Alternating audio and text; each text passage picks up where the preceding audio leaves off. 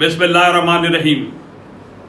मैं हूं सैयद फरमान अली, अवामी अंदाज ग्लोबल चैनल से, और मेरा प्रोग्राम है आज फरमान के साथ। आज हम बात करेंगे कल और आज में जो सूरत हाल पैदा हुई है हुकूमत और अपोजिशन के दरमियान, उस पर बात करेंगे और हमको बताएंगे कि अपोजिशन और हुकूमत क्या गेम खेल रही है।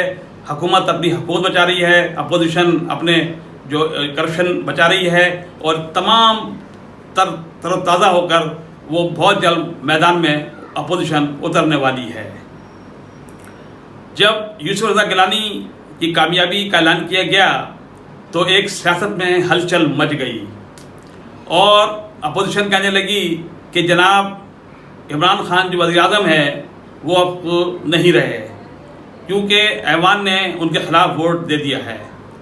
तो ये मैं समझता हूँ कि कानून शायद ये नहीं जानते जो हमारे ऐवान में बैठे हैं अपोजिशन के अरकान, कि क्या सेनेट की एक सीट से इमरान खान हो या वज़ीर आज़म कोई भी हो, क्या उसकी पोजीशन ख़त्म हो जाती है। पहला सवाल तो ये है। लेकिन जो सेनेट का इलेक्शन हुआ है, मेरी राय के मुताबिक जो मैंने ऑब्ज़र्व किया है, उसमें बड़ा अहम किरदार जो था वो इलेक्शन कमीशन का था। क्यों कि मैं समझता हूँ कि जानिबदारी का मुजाहरा करते हुए हर जगह देखा गया। जब सुप्रीम कोर्ट में ये समाप्त हो रही थी इस सिलसिले में कि ओपन बैलेट पे हो या खुफिया बैलेट पे हो, तो उस टाइम जो इलेक्शन कमीशन का सुप्रीम कोर्ट में बयान सामने आया, वो उनकी राय ये थी कि 2018 के तहत जो है वो खुफिया बैलेट के तहत इलेक्शन कराए जाएँ। क्यों कि कानून ये भी कहता है, आर्टिकल 226 कहता है कि खुफिया बैलेट नहीं बल्कि ओपन बैलेट पे इलेक्शन हो। क्योंकि आप देखें कि जब नवाज शरीफ और बेनज़ीर भुट्टो के दरमियान एक माहिदा तय हुआ चार्टर ऑफ डेमोक्रेसी का, उस पर यह लिखा गया कि जो इलेक्शन जो भी होंगे, सेनेट के होंगे या कौमी असम्बली के होंगे, वो ओपन बैलेट पे होंगे। तो ये क्या दोनों पार्टियां जो सरगर्म अमल थीं वो भूल गई। आपने ये भी देखा होगा कि जब सेनेट का वोट डाला जा रहा था तो चीफ इलेक्शन कमीशन साहब सीट पे भरा जमा थे। जब शहबाज शरीफ साहब वोट देने आए तो उठ के खड़े हो गए, जब सादिक साहब वोट देने आए उठ के खड़े हो गए, लेकिन जब इमरान खान वोट देने आए तो उन्होंने उठने की जहमत भी नहीं की। तो ये उनकी बॉडी लैंग्वेज क्या बताती है कि जानिबदारी का मुजाहरा नहीं है। जबकि अब देखना यह है कि अब जो इस सेनेट के इलेक्शन जो यूसुफ रज़ा गिलानी और शेख अब्दुल हफीज़ के दरमियान हुआ था, इसमें जो धांधली की गई, 6-7 वोटों की जो धांधली हुई और जिसे ख़रीदा गया, उसका जो सबूत के साथ आज कौमी असम्बली के अरकान ने चीफ इलेक्शन कमीशन के सामने जो है ना एक दरख्वास्त दायर कर दी है, और उसमें कहा गया है कि यूसुफ रज़ा गिलानी को नाअहल करार दिया जाए क्योंकि तमाम सबूत मौजूद हैं। अब देखना यह है कि इस पर चीफ इलेक्शन कमीशन क्या करता है, जानिबदारी का मुजाहरा करता है या हकीकत पर मबनी अपना फैसला सुनाता है। लेकिन ऐसा मालूम हो रहा है कि मैं समझता हूँ कि वो यूसुफ रज़ा गिलानी का कामयाबी का नोटिफिकेशन जारी कर देंगे और हुकूमती अरकान को अदालत सुप्रीम कोर्ट का दरवाज़ा खटखटाना पड़ेगा। ये तो एक राय थी जो अवाम दे रही है, जो मैंने नाज़रीन आप तक पहुँचाई। अब आप देखना यह है कि आइंदा 2 दिनों के बाद जो सूरत हाल पैदा हो रही है सेनेट के चेयरमैन और डिप्टी चेयरमैन के लिए, उसमें क्या किरदार चीफ इलेक्शन कमीशन अदा करता है। क्यों कि इसमें जो है अब मेजॉरिटी जो है ना वो पीटीआई की तो आ गई है, लेकिन अगर जो पीडीएम की मेजॉरिटी देखें मिला के दूसरी जमातों की देखें तो वो उसकी मेजॉरिटी जो है ना उसमें पीटीआई पीछे है। लाजमी है अब कौन वोट खो देता है ये खुदा ही जानता है, क्योंकि ये भी पता चल गया है कि जो 6 वोट खरीदे यूसुफ रज़ा गिलानी के बेटे ने वो किसके थे।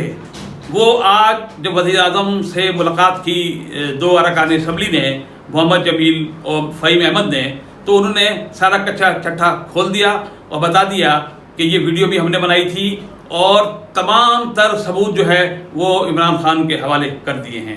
اب یہ ثبوت جو ہے چیف الیکشن کمیشن کے حوالے کیے جائیں گے اور وہ فیصلہ جو ہے وہ دیکھتے ہیں وہ کیا کرتے ہیں.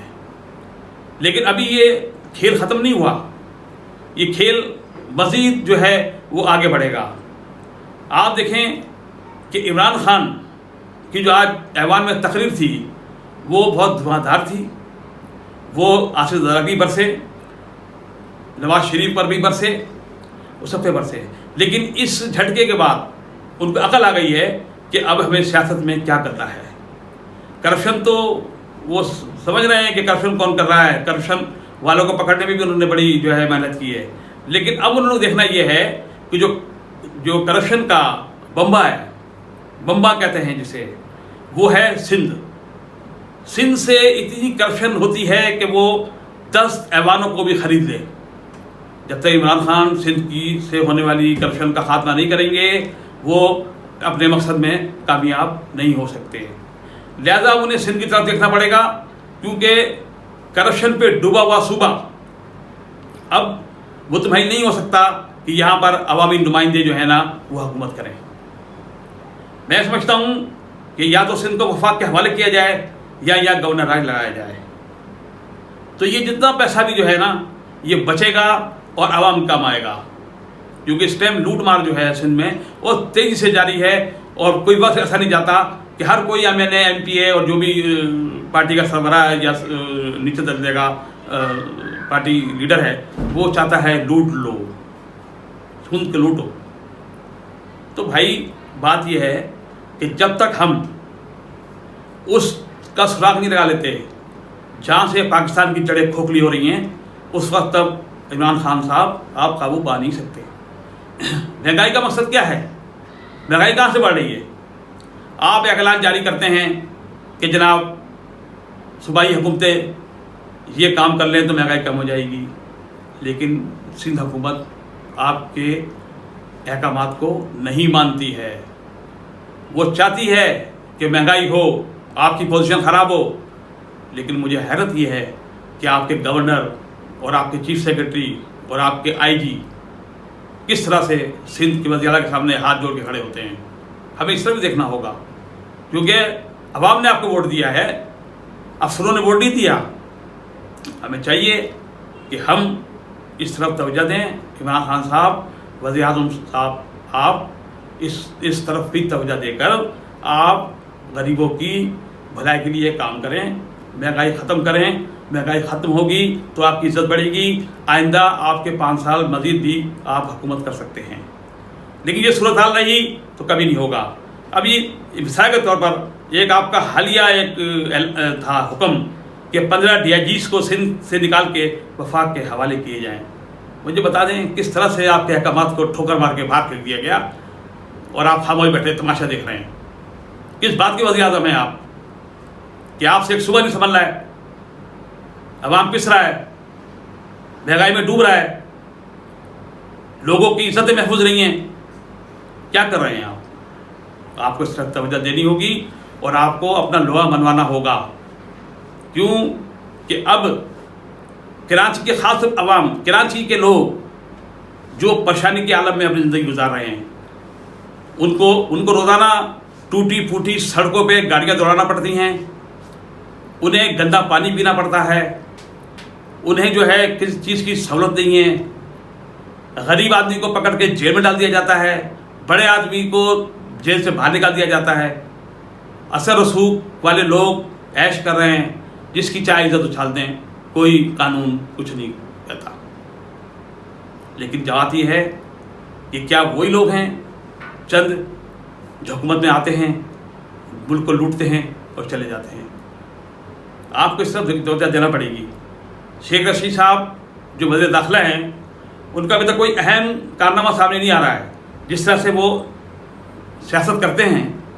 لیکن میں سمجھتا ہوں کہ پتہ نہیں کیا ان کو مجبوری ہے کہ وہ اپنے اس وزارت داخلہ سے صحیح لوگوں کو سبق نہیں دے رہے ہیں. ان کو دینا چاہیے. خاص طور پہ پہلے نمبر پہ سندھ ہے، جو سندھ کے لوگ پریشان ہیں، سندھ کے لوگ جو ہیں وہ کس طرح زندگی گزار رہے ہیں، سب کو پتہ ہے. یہ بات وزیر اعظم کو بھی پتہ ہے. جب وزیر اعظم یہ کہہ سکتے ہیں کہ میرے لوگ جو ہیں وہ مجھے رپورٹیں دیتے ہیں کیا ہو رہا ہے، تو ان کو تمہارے لوگ جو ہیں وہ یہ رپورٹیں نہیں دیتے کہ لوگ کیا کر رہے ہیں سندھ میں، اور آپ کی پارٹی کے لوگ کیا کر رہے ہیں؟ کیا آپ کی پارٹی کے لوگ لینڈ گریبنگ نہیں کر رہے، زمینوں پہ قبضے نہیں کر رہے، غلط کام نہیں کر رہے؟ تو انہیں آپ کیسے برداشت کر رہے ہیں؟ آپ نے ٹکٹ دے دیا، وہ کامیاب ہو گئے۔ نام کہاں استعمال کرتے ہیں آپ کا؟ کپتان، کہ کپتان آگے ہم پیچھے ہیں، ہم چھپے ہیں۔ تو بھائی پہلے اپنے گھر کے اندر بھی دیکھیں خان صاحب کہ آپ کو کیا کرنا ہے، اور پاکستان کے 14 کروڑ عوام جب اپوزیشن کے منہ سے آپ کے خلاف مقررات بکے جاتے ہیں تو بڑا غصہ آتا ہے 14 کروڑ عوام کو کہ ملک کا وزیر اعظم جو ہے وہ کس طرح سے باتیں جو ہے خلاف ورزی کی جا رہی ہیں، یہ برداشت سے باہر ہے۔ اگر آپ کو اپنا عہدہ وزیر اعظم جو ایک ملک کا وزیر اعظم ہوتا ہے، اگر اس کے پاور آپ استعمال نہیں کریں گے تو پھر آپ ہمیشہ ناکام رہیں گے۔ میں ایک تجزیہ نگار کی حیثیت سے، ایک سینئر جرنلسٹ کی ہونے کی وجہ سے میں آپ کو یہ ایڈوائز کرتا ہوں کہ آپ گزشتہ 2 دن کے بعد اب فوری طور پر جو ہے نا وہ سخت اقدامات شروع کریں۔ جہاں بھی جو کچھ ہو رہا ہے، سندھ میں جو کچھ ہو رہا ہے، پہلے اس پر قابو پائیں، بعد میں صورتحال پنجاب، KP کے اور بلوچستان میں دیکھیں، کوئی فرق نہیں پڑے گا، لیکن سیم سندھ جو ہے وہ ڈوب رہا ہے، اس کو آپ کو نکالنا ہوگا اور اس پہ کو ایفرٹ کرنا پڑے گی۔ خدا